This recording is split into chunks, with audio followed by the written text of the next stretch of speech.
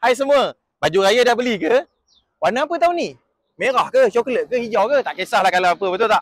Yang penting, sama macam kami punya jualan Kanopi, pelbagai jenis sofa dan barangan kami dengan pelbagai jenis warna. Ikut tema rumah korang tau. Apa lagi? Marilah lekas. Untuk 2 minggu terakhir ni, barang pun dah tak banyak.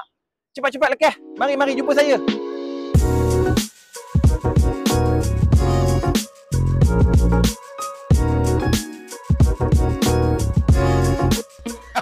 Apa lagi? Masa Kanopi, korang akan nampak meja makan. RM599 saja dan pelbagai jenis tilam. Dan pelbagai jenis sofa yang kami buat clearance. Moh ke sana. Silakan. Okey, bukan sofa saja kami promo, tilam pun ada. 899, tilam 2. Ni 2 biji. Yang ni pula 599, dapat 2 juga. Kati tak ada, tilam saja. Ni, sofa ni 123 990 saja. Untuk Kanopi je. Lepas ni tak ada. Baik, tengok. Kenapa rakam bawah?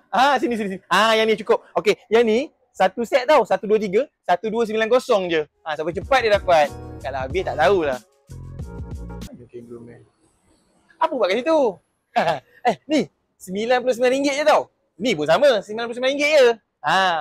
Ni rak kasut pun RM99 je. Yang ni lupa last. RM199. Chest drawer. Ada 4 laci.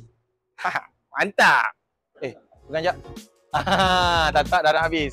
Okey, so apa lagi tunggu? 10 hari bulan dah start dah. 28 ni last Selamat Hari Raya pada korang semua. Pada yang support kami di Siafan. Terima kasih datang jumpa saya dan tim saya. Apa lagi? Jangan lama-lama, datang secepat sebelum barang habis. Okey, bye-bye.